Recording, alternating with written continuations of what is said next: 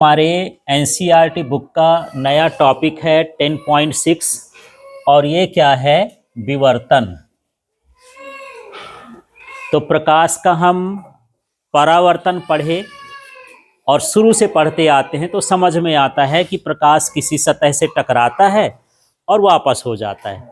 उस घटना को हम क्या कह देते हैं, परावर्तन। ठीक है। यदि प्रकाश एक माध्यम से दूसरे माध्यम में घुस जाए तो वो क्या कहलाता है, अपवर्तन। व्यतिकरण में पढ़े, यदि दो कला संबद्ध स्रोत हैं, उनसे किरणें आती हैं, उनका मिलन होता है, अध्यारोपण होता है, तो तीव्रता में परिवर्तन होता है, प्रकाश की तीव्रता में परिवर्तन हो जाता है। अब व्यतिकरण में क्या है कि ये जबरदस्ती जो है छाया के भीतर घुस जाता है, माने प्रकाश मुड़ता है। प्रकाश का मुड़ना क्या कहलाता है, व्यतिकरण। चलना चाहिए इसका सीधा। शुरू से हम पढ़ते हैं प्रकाश का गुण है कि वो सरल रेखा में चलता है, और जब सरल रेखा में चलता है तो फिर मुड़ेगा कैसे। तो यदि मैं एक एक लाइन की बात कहूं तो आप ये समझो, विवर्तन का मतलब एक लाइन में याद करो, प्रकाश का मुड़ना। विवर्तन का मतलब क्या है, प्रकाश का मुड़ना। इसके पहले व्यतिकरण पढ़े तो प्रकाश की तीव्रता में परिवर्तन होना। अपवर्तन प्रकाश का घुसना दूसरे माध्यम में, अपरावर्तन प्रकाश का लौटना। तो परावर्तन और अपवर्तन पहले से पढ़ रहे हो, इसमें दो टॉपिक एक्स्ट्रा हो गए जो प्रकाश से रिलेटेड है। एक व्यतिकरण हो गया और एक क्या हो गया, विवर्तन। तो व्यतिकरण समझ में आया। उसमें व्यतिकरण में क्या था, प्रकाश की तीव्रता का बदलना। ठीक। और इसमें क्या होगा, प्रकाश मुड़ेगा। लेकिन ये मुड़ेगा कहाँ से, कैसा मुड़ेगा, इसको समझते हैं। तो सीधा सीधा यहां से देख लेना, इस चित्र को देखोगे तो इसकी परिभाषा बन जाएगी। तो देखो, जब प्रकाश किसी तीक्ष्ण धार वाले किनारों से मुड़ता है, ये प्रकाश यहां से जा रहा है, मान लो यहाँ स्रोत है, आपने टार्च लगा दिया या बल्ब लगा दिया और उसके सामने तीक्ष्ण धार वाला किनारा रख दिया। अब क्वेश्चन ये है कि तीक्ष्ण धार होती क्या है। जैसे आपके घरों में चाकू होगी, तो चाकू जहाँ से आप काटते हो तो बिल्कुल वो धार बहुत पतली होती है, उस पतली धार को हम क्या बोलते हैं, तीक्ष्ण धार। सुई है, सुई की जो पतली सी नोक होती है उसको हम क्या बोलेंगे, तीक्ष्ण धार। मेरे सामने एक ये ब्लेड रखी है, ब्लेड में सब कुछ तो ठीक है, जो ऊपर की ये जो धार है उसको हम क्या बोलेंगे, तीक्ष्ण धार। तो तीक्ष्ण धार का मतलब समझ में आ गया है ना। तो जब प्रकाश क्या हो गया, तीक्ष्ण धार वाले अवरोध से टकराता है तो मुड़ जाता है। पहला काम ये क्या हो गया, मुड़ गया। यहां से टकराया तो क्या हो गया, मुड़ गया, और मुड़ करके ज्यामिति छाया में अतिक्रमण कर लिया। अब यहाँ एक शब्द आया है, अतिक्रमण। अतिक्रमण का मतलब होता है किसी के इलाके में जबरदस्ती घुस जाना। जैसे मान लो अभी जब आप टीवी देखते होगे तो बहुत पता चला कि बुलडोजर से जो अतिक्रमण वाले घर हैं वो गिराए जा रहे हैं। मतलब आपकी ज़मीन नहीं है, आपने सरकारी ज़मीन में या दूसरे के ज़मीन में घर बना लिया तो सरकार फिर अतिक्रमण उसका हटा देती है। देखो, आप बाज़ार में जाते हो, कभी कभी क्या होता है कि जो बाज़ार वाले हैं अपना ये आप सामने का टीना ईना बढ़ा लेते हैं, फिर नगर पालिका वाले आते हैं तो उसको तोड़ देते हैं। अब बोलते हैं कि भैया तुमने हमारे रोड में क्या कर लिया, अतिक्रमण। उसका विरोध भी नहीं कर सकते। तो अतिक्रमण का मतलब है जबरदस्ती घुस जाना। अब समझो, यदि ये पेन है तो पेन की छाया यहां से लेकर के यहां तक बननी चाहिए, यहां से लेकर के यहां तक, माने जितनी बड़ी पेन है उतनी बड़ी क्या बननी चाहिए, छाया।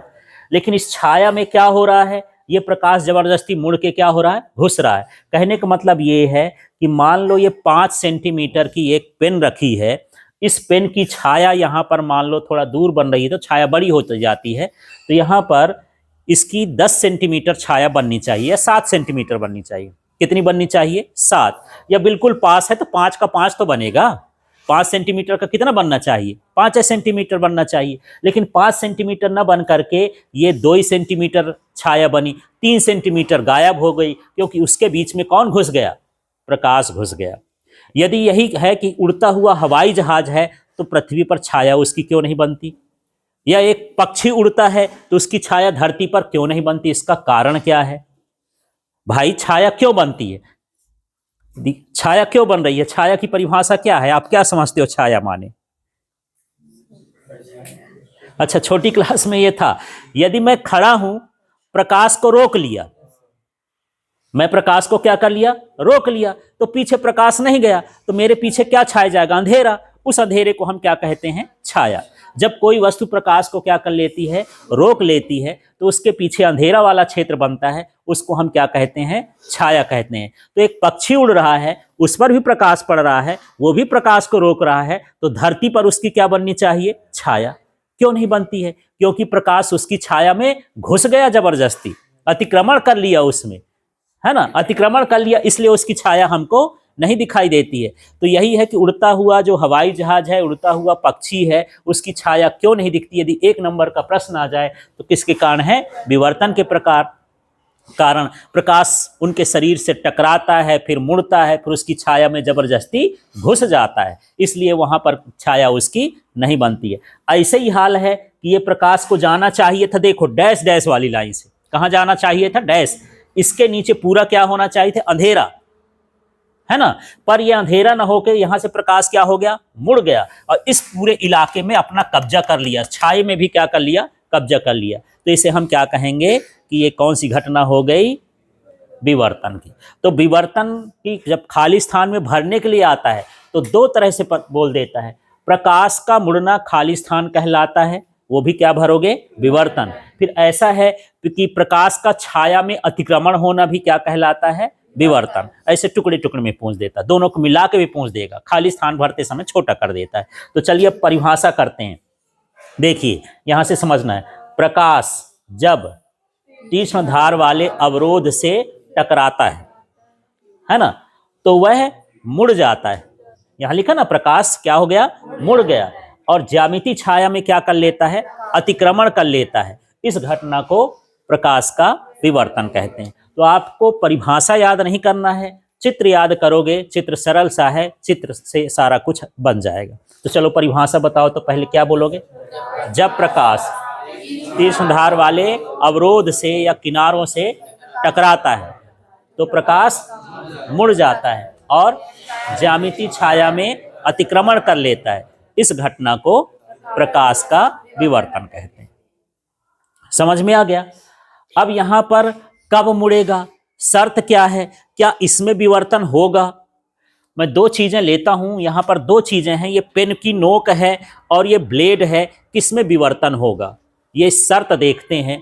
तो ये जो अवरोध का आकार है, इसका धार, और जो इसकी तरंग दैर्ध्य है, जो इसमें प्रकाश पड़ रहा है, दोनों लगभग कैसे होने चाहिए? बराबर।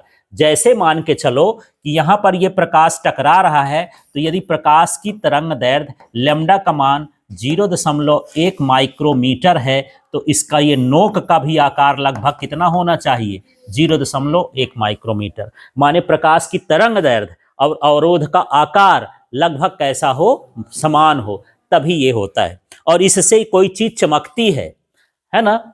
यहां पर देखो, एक मेरे पास ये सीडी है, पुराने समय में चलती थी, अब तो ये है। जब इसमें प्रकाश पड़ेगा तो आप डायरेक्शन चेंज करोगे धूप में, तो ये आपको लाइन लाइन इसमें रंगीन कलर दिखाई देंगे, है ना। अभी भी आपको यदि लाइट पड़ रही होगी तो इसमें क्या दिखते हैं? रंगीन कलर दिखाई देते हैं। ठीक है, वो रंग क्यों दिखाई दे रहे हैं? ये विवर्तन के कारण है। इसका कारण क्या है? विवर्तन है। ठीक है, ये विवर्तन के कारण कैसा दिखाई देता है? रंगीन दिखाई देता है। तो क्लियर हो गया ये विवर्तन, है ना। तो इसकी शर्त क्या है? अवरोध का आकार और तरंग दैर्ध्य का आकार लगभग कैसा हो? समान हो, तभी विवर्तन होता है। अब देखो, बहुत सारे आभूषण बनते हैं। मान लो हम एक अंगूठी पहन रहे हैं, या एक हम जो है चैन ही पहन रहे हैं, या लड़कियों के पास तो बहुत सारे आभूषण होते हैं, तो उसकी अंगूठी में ऐसे डिजाइन कट कट करके बनती है। ऐसे मान लो, ऐसा सीधा सीधा क्यों नहीं लगा देते यार? ऐसे हमको अंगूठी पहनना है, सोने पहनना है, तो सीधा पट्टी बनाए और ऐसा करके पहना दें, है ना। पर उसमें देखो ऐसा ऐसा करके डिजाइन बनी रहती है। वजह क्या है? जब हम डिजाइन बनाते हैं तो उसको नोक बना देते हैं, उसको क्या बनाते हैं? पतली धार। और जब पतली धार में प्रकाश पड़ेगा तो क्या होगा? चमकेगा। किसके कारण चमकेगा? विवर्तन के कारण। और हमको तो चमक ही दिखाना है ना। आभूषण का मतलब क्या है? चमकना है। चमकने के लिए तो आदमी पहनता है उसको लगभग। तो कोई भी चीज, जैसे मान लो लड़कियां नाक में ही पहनी है, एक तो देखना 2 तरह सा है ना। एक सीधा ऐसे करके बना देंगे, और दूसरा मान के चलो ऐसे, और इसमें ऐसे ऐसे कट करके बना देंगे। कौन ज्यादा चमकेगा? नीचे वाला। क्यों चमकेगा? क्योंकि ये क्या बन जाएगा? तीक्ष्ण धार। तीक्ष्ण धार होगा तो क्या होगा? विवर्तन। और विवर्तन होगा तो उसमें चमक क्या हो जाती है? बढ़ जाती है। इस तरह से तो जो भी किनारे किनारे, वैसे भी देखो ब्लेड में ये वाली जो ऊपर वाला पार्ट है जो चिकना चिकना है वो ज्यादा चमकेगा। आप देखो टंगिया, हंसिया, चाकू, ये सब उसकी जब धार बनाते हैं तो धार अलग चमकती है और नीचे का हिस्सा अलग रहता है। वो चमक क्यों दिखाई देती है? क्योंकि वो वहां पर क्या हो जाता है? विवर्तन हो जाता है। ठीक, क्लियर हुआ? तो विवर्तन की परिभाषा यहां से आप लोग को अब क्लियर हो गई होगी। एक बार लास्ट में आप लोग को बोलना है, इसके बाद यहां से बंद करते हैं। हाँ जी, जब प्रकाश किनारों से टकराता है तो प्रकाश मुड़ जाता है और इसे क्या कहते हैं? विवर्तन। तो 2 नंबर में सिंपल सा परिभाषा आएगा, तो आप परिभाषा लिख दो, चित्र ऑप्शनल है, बनाना चाहो तो बना सकते हो। ठीक है। दूसरा ये है कि इसकी शर्त क्या होती है? हाँ, अवरोध का आकार और प्रकाश के तरंग दैर्ध्य का आकार लगभग कैसा होना चाहिए? समान होना चाहिए। ठीक है। इसके बाद हम यहां पर देखेंगे कि जो सीडी में रंग दिखाई देते हैं वो किसके कारण दिखाई देते हैं? ये विवर्तन के कारण दिखाई देते हैं।